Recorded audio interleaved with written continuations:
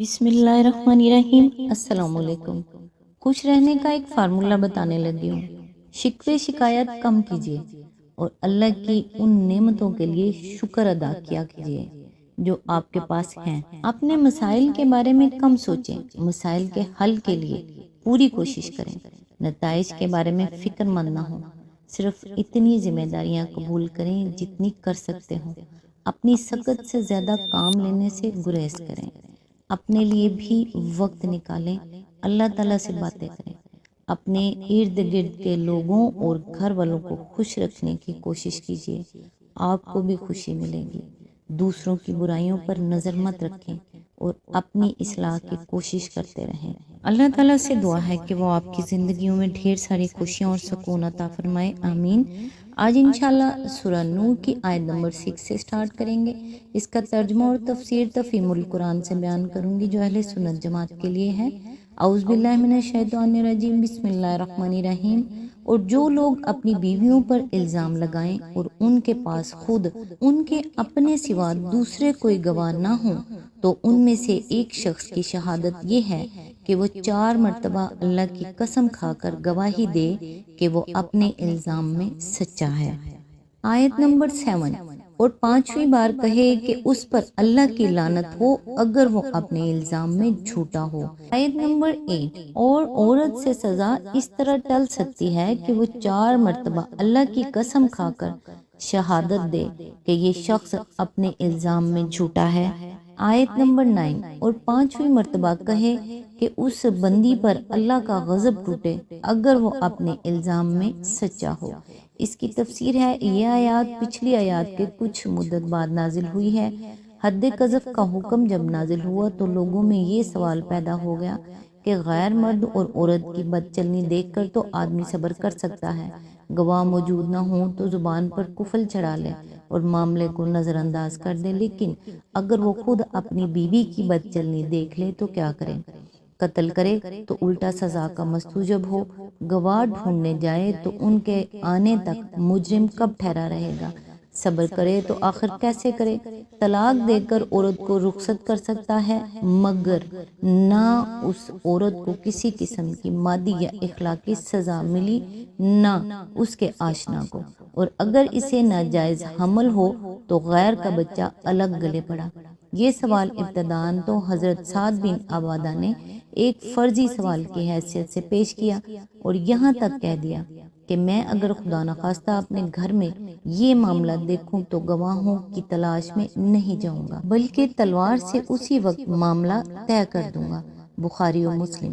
لیکن تھوڑی ہی مدت گزری تھی کہ بعض ایسے مقدمات عملاً پیش آ گئے جن میں شوہروں نے اپنی آنکھوں سے یہ معاملہ دیکھا اور نبی صلی اللہ علیہ وآلہ وسلم کے پاس اس کی شکایت لے گئے۔ عبداللہ بن مسعود اور ابن عمر کی روایت ہے کہ انصار میں سے ایک شخص غالباً اویمر اجلانی نے حاضر ہو کر عرض کیا، یا رسول اللہ صلی اللہ علیہ وآلہ وسلم، اگر ایک شخص اپنی بیوی کے ساتھ غیر مرد کو پائے اور منہ سے بات نکالے تو آپ حد قذف جاری کر دیں گے، قتل کر دے تو آپ اسے قتل کر دیں گے، چپ رہے تو غیظ میں مبتلا رہے، آخر وہ کیا کرے؟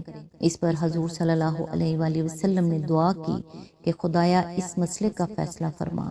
مسلم، بخاری، ابو داؤد، احمد نسائی۔ ابن عباس کی روایت ہے کہ حلال بن امیہ نے آ کر اپنی بیوی کا معاملہ پیش کیا جسے انہوں نے بچشم خود ملوث دیکھا تھا۔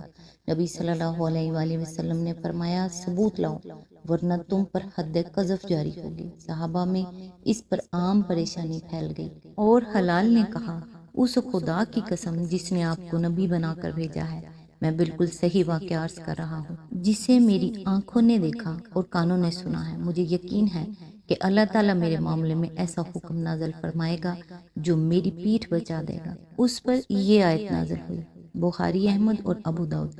اس میں جو طریقہ تصفیہ تجویز کیا گیا ہے اسے اسلامی قانون کی اصطلاح میں لعان کہا جاتا ہے۔ یہ حکم آ جانے کے بعد نبی صلی اللہ علیہ وآلہ وسلم نے جن مقدمات کا فیصلہ فرمایا ان کی مفصل روداد کتب حدیث میں منقول ہیں۔ وہی لیان کے مفصل قانون اور ضابطہ کاروائی کا ماخذ ہیں۔ ہلال بن امیہ کے مقدمے کی جو تفصیلات صحاح ستہ اور مسند احمد اور تفسیر ابن جریر میں ابن عباس اور انس بن مالک رضی اللہ تعالی عنہ سے منقول ہوئی ہیں، ان میں بیان کیا گیا ہے کہ اس آیت کے نزول کے بعد ہلال اور ان کی بیوی دونوں عدالت نبوی میں حاضر کیے گئے۔ حضور صلی اللہ علیہ وآلہ وسلم نے پہلے حکم خداوندی سنایا، پھر فرمایا خوب سمجھ لو کہ آخرت کا عذاب دنیا کے عذاب سے زیادہ سخت چیز ہے۔ ہلال نے عرض کیا، میں نے اس پر بالکل صحیح الزام لگایا ہے۔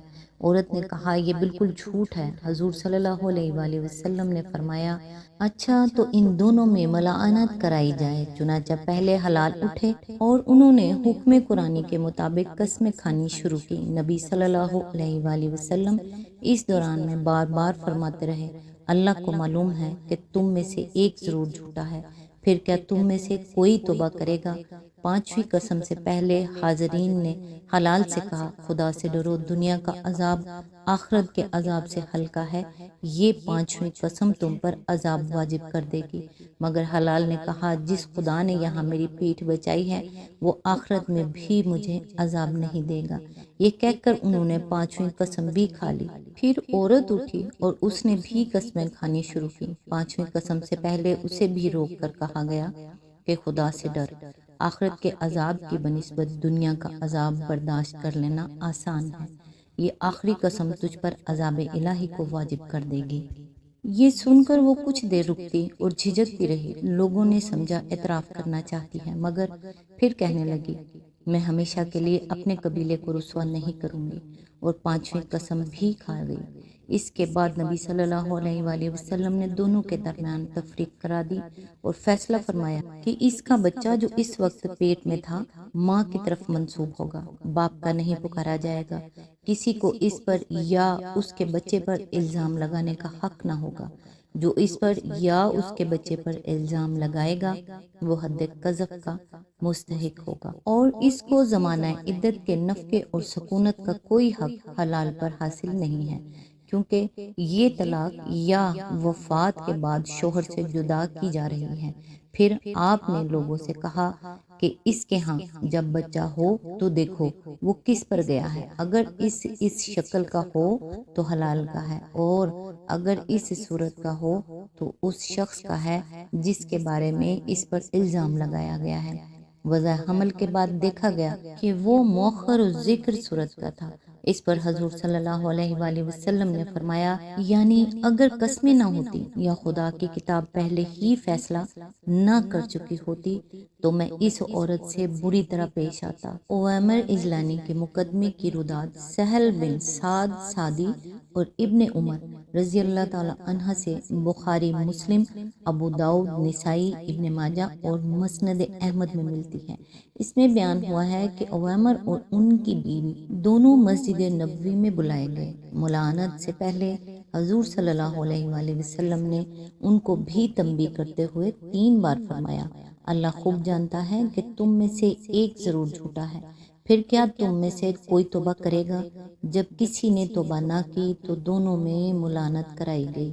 اس کے بعد اوامر نے کہا، یا رسول اللہ صلی اللہ علیہ وآلہ وسلم، اب اگر میں اس عورت کو رکھوں تو جھوٹا ہوں۔ یہ کہہ کر انہوں نے 3 طلاقیں دے دی، بغیر اس کے کہ حضور صلی اللہ علیہ وآلہ وسلم نے ان کو ایسا کرنے کا حکم دیا ہوتا۔ سہل بن سعد کہتے ہیں کہ ان طلاقوں کو حضور صلی اللہ علیہ وآلہ وسلم نے نافذ فرما دیا اور ان کے درمیان تفریق کرا دی، اور فرمایا کہ یہ تفریق ہے ہر ایسے جوڑے کے معاملے میں جو باہم لعان کرے، اور سنت یہ قائم ہو گئی کہ لعان کرنے والے زوجین کو جدا کر دیا جائے، پھر وہ دونوں کبھی جمع نہیں ہو سکتے۔